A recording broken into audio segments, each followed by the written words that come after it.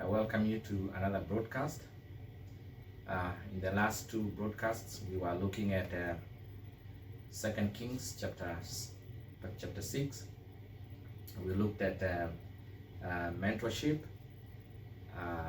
especially in ministry, and that was in verse number 1 to verse number 8. And then in the previous one, we looked at God's revelation, how God reveals things to us, even things that are done in darkness. He lets us know because He loves and cares for us and wants us to do well.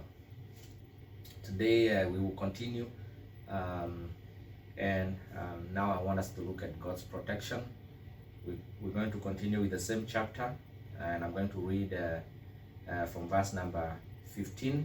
Let me start with verse number 13 to 23. It's a long passage, but I want to read it. Again, this is a continuation of what we've been doing in the last two broadcasts. Go find out where he is, the king ordered, so I can send men to capture him. The report came back, he's in Dothan. Then he sent horses and chariots and a strong force there. They went by night and surrounded the city. When the servant of the man of God got up and went out early the next morning, an army with horses and chariots had surrounded the city. "Oh no, my lord, what shall we do?" the servant asked. "Don't be afraid," the prophet answered. "Those who are with us are more than those who are with them." And Elisha prayed, "Open his eyes, Lord, so that he may see." Then the Lord opened the servant's eyes and looked and saw the hills full of horses and chariots of fire all around Elisha. As the enemy came down toward him, Elisha prayed to the Lord, "Strike this army with blindness." So he struck them with blindness as Elisha had asked. And then verse number 19. Elisha told them, verse number 18. As the enemy came down toward him, Elisha prayed to the Lord, "Strike this army with blindness." So he struck them with blindness as Elisha had asked. Elisha told them, "This is not the road, this is not the city. Follow me, and I will lead you to the man you are looking for." And he led them to Samaria. After they entered the city, Elisha said, "Lord, open the eyes of these men so they can see." Then the Lord opened his eyes, and they looked, and there they were inside Samaria.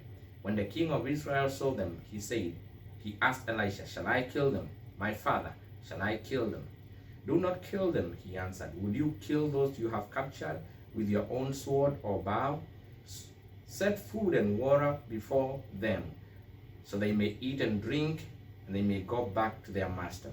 So he prepared a great feast for them, and after they had finished eating and drinking, he sent them away, and they returned to their master. So the bands from Aram stopped raiding Israel's territory. And so we see here, and I want us to see God's protection. In the previous broadcast, we saw how God revealed things that the enemy was doing even in darkness, so that he may protect his people. Now I want us to see that God here continues to protect his people. God here, we see the actual protection. These people, the king of Aram, because he was upset with Elisha for revealing to the king of Israel what was going on, he sends his strong force to go and capture Elisha and bring him, so that he may not continue revealing what he was revealing to the king of Israel. And then when they come at night and they surround the city, when the servant of the servant of God woke up in the morning, he was afraid, he was frightened because the city was surrounded. But Elisha prays. We looked in the two previous broadcasts how God used his servant through his action in the first place, and then through his revelation. And now we see God using his servant here, using his prayer. Elisha prays several prayers. Number one, he prays that God may strike this army with blindness. Number 2, he prays that God may open the eyes of his servant so that he may see that those who are on their side are more than those who are against them. Number 3, he prays that God may open their eyes so that they may see where they are. Instant prayers by Elisha answered by God. So we see God's protection. God, we see first of all, the people who are on the side of Elisha are more than the people who are on the other side. You see here, we in another broadcast we talked about spiritual blindness, that the servant of God could only see things in the physical. He could only see the soldiers, but Elisha could see more than that. He could see things in the spiritual. He could see that those who are on their side were more than those who were against them spiritually. And this is something that we always need to remember, that those who are on our side are more. And even though we don't see them with our eyes, we don't see them with our physical naked eyes, they are there spiritually, because we know God has told us that. And if we open our spiritual eyes, we can see that. And God answers these 3 prayers instantly. And we see the other important thing, God continues to protect his people. He blinds this army, a whole army surrounding the city. He blinds them. Just imagine, he blinds the whole. And when they ask for direction from Elisha, he leads them into the city of Samaria. And by the time God opens their eyes, they are in the middle of their enemies and they can get killed. But Elisha is the man of God. And when the king wants to kill these people, or asks if he should kill these people, Elisha says, no, you cannot kill these people. Set food and drink before them and send them to their master. And this is in line with what Jesus teaches in Matthew chapter 5 verse number 44. Pray for your enemies, love your enemies, and pray for those who persecute you. Love your enemies. That's what happens here. God protects us.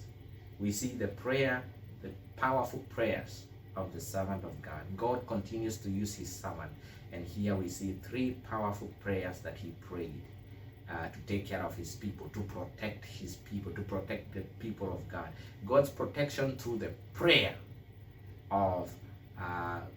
and action of the servant of God. And that's what we need also in our lives.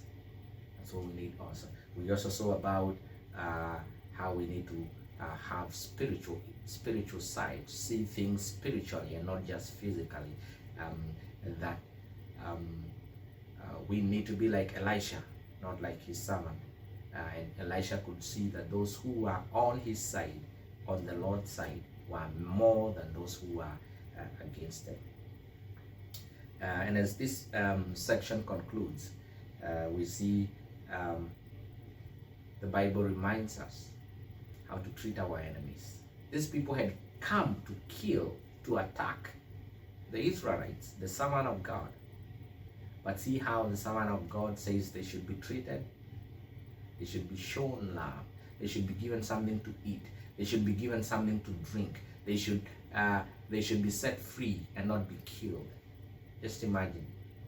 Many times when I see people praying evil against their enemies, I wonder which Bible are they using and which God are they praying to.